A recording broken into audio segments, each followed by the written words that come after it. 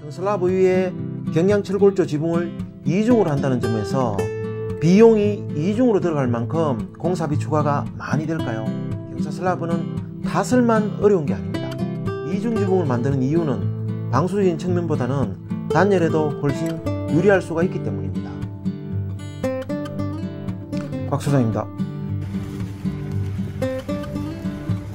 안동 전원주택은 21년 추석을 전후로 기와입기와 마당 콘크리트 타설이 완료되었습니다.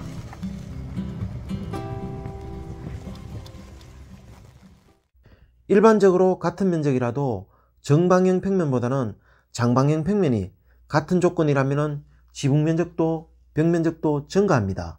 평지붕일 때 바닥 면적 30평 평면에 사방으로 1m 처마를 달아내면 지붕 면적은 44평 정도가 되어 45% 증가되는 것을 볼 수 있습니다.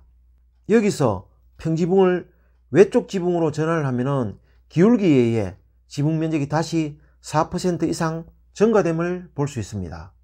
외쪽 지붕을 박공지붕으로 전환을 하면 면적 증가는 없지만 판넬 장수가 2배로 증가하게 되고 지붕마루가 생기면서 후레싱 일량이 추가됨을 볼 수 있습니다. 박공지붕을 모임지붕으로 전환을 하면 면적 증가는 없지만 판넬의 시공 장수도 많아지고 지붕마루는 줄지만 춘여마루가 만들어지면서 후레싱 일량이 2배 이상 증가됨을 볼 수 있습니다. 같은 면적이라 하더라도 외쪽 지붕보다는 박공지붕이, 박공지붕보다는 모임지붕이 일도 훨씬 많고 당연히 비용도 훨씬 많이 들어갈 수밖에 없습니다. 그런데 안동 전원주택 지붕은 스페니시 기와로 된 모임지붕과 팔모지붕 2개가 결합된 복잡한 지붕입니다. 피레침, 블랙이면 더 좋을 듯 한데 보완해야겠네요. 설계를 할 때는 디자인만 생각하면 안 되는데 솔직히 시공하면서 좀 더 단순하게 할 걸 자책을 하면서 시공을 했습니다.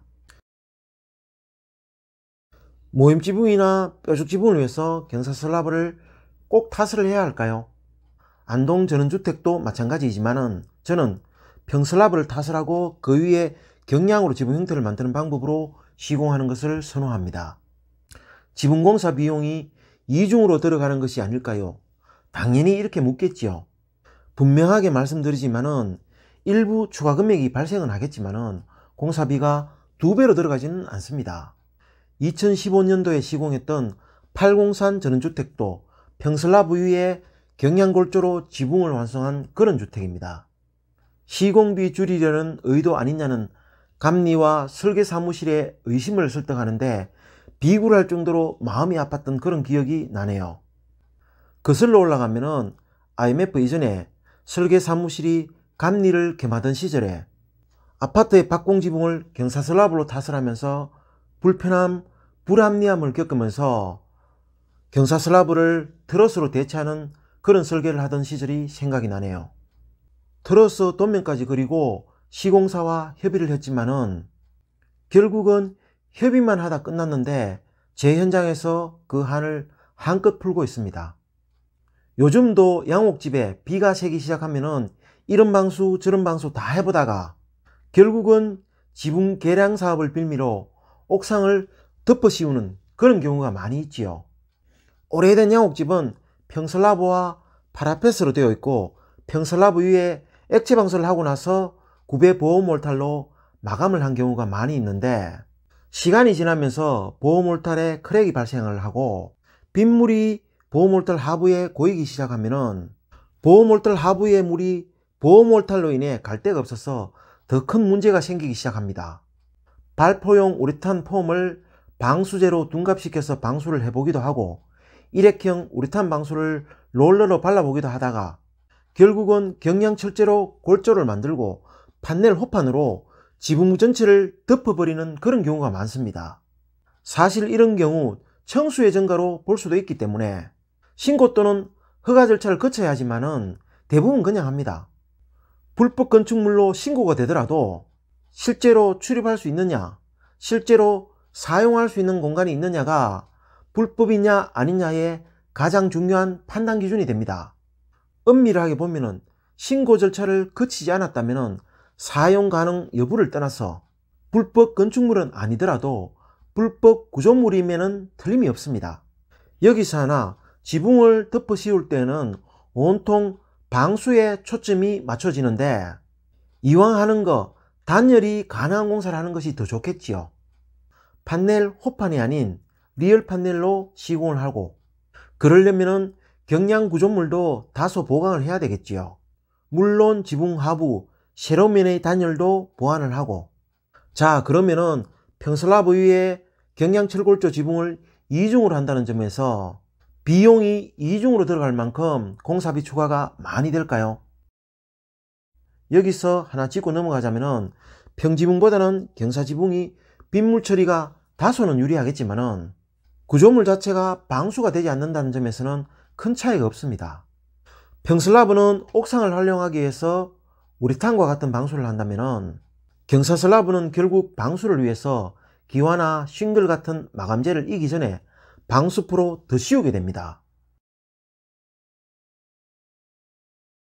앞에서도 언급했듯이 경사슬라브는 타설만 어려운 게 아닙니다.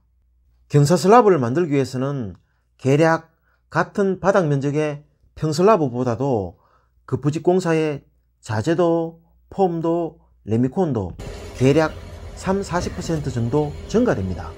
타설한 과정을 보더라도 물매가 심한 경사슬라브일수록 흘러내림 때문에 솔직히 별 생쇼를 다 합니다. 눈이 있으면은 절에 타설해도 되나 싶을 정도로 제대로 타설한다는 것과 슬라브의 강도가 제대로 나올 수 있을까 그런 의심을 할 수밖에 없었습니다. 물이 충분히 빠지고 하는 미장 마감조차도 쉽지가 않습니다. 미끄러짐 때문에. 타설이 아니라 쳐바른다가 정확한 표현이 아닐까요? 벽체를 저렇게 타설했다면 감리는 뭐라고 했을까요? 중간중간 첼판으로 막고 흘러내림을 지체하면서 타설하는 계단 슬라브도 저렇게 정밀 시공을 한다는 것이 어렵습니다.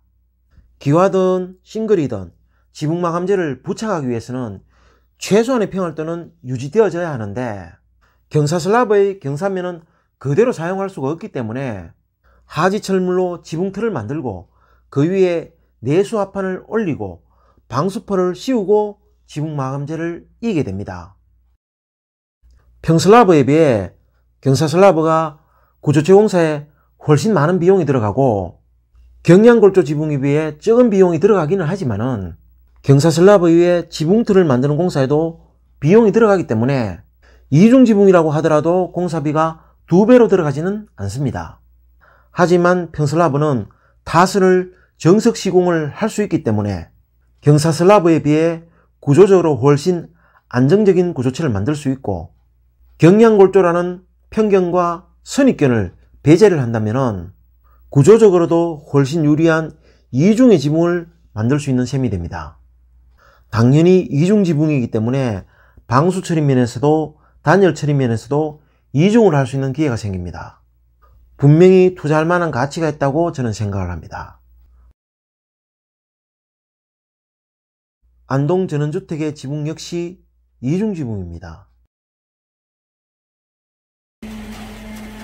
먼저 보시는 것처럼 철근 콘크리트조 평슬라브를 타설을 했습니다.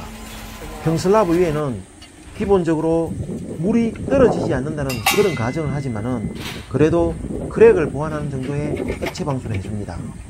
경량철골조 지붕의 골조를 만들면서 슬라브 정착용 앙카를 씹는 부분은 저렇게 추가적으로 콜탈로 도포를 해줍니다.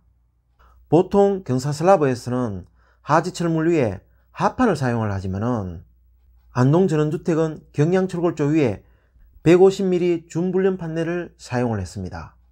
그리고 외벽에서 지붕 슬라브로 타고 올라오는 열교 현상을 잡기 위해서 저렇게 외벽 상부에는 60mm 단열재를 더 씌워서 보강을 했습니다. 이중지붕을 만드는 이유는 방수적인 측면보다는 단열에도 훨씬 유리할 수가 있기 때문입니다. 경사면의 판넬과 평슬라브 하부의 단열재 사이에 공간이 생기면 아파트에서 발코니의 역할을 할 수 있다고 저는 생각을 합니다. 비록 일체 타설을 좋아하지는 않지만은 남들처럼 단열재를 가설 합판 위에 깔아서 지붕 레미콘 타설 시 일체 타설을 하고 50mm 그라솔 판넬을 석고 부착용 천정틀로 사용을 했습니다. 판넬은 하판에 비해 방수면에서 훨씬 유리하지만은 판넬 위에는 지붕용 방수 시트를 엣지 부분에 먼저 보강을 해놓고 전체를 덮는 방법으로 방수를 하고 기와입기를 했습니다. 아참, 기와든 싱글이든 빗물 처리는 되지만은 방수 처리는 되지 않는다는 점 반드시 기억을 하셔야 됩니다. 조금의 도움이라도 되셨다면 구독과 좋아요 다시 한번 부탁드립니다. 끝까지 시청해 주셔서 감사드립니다.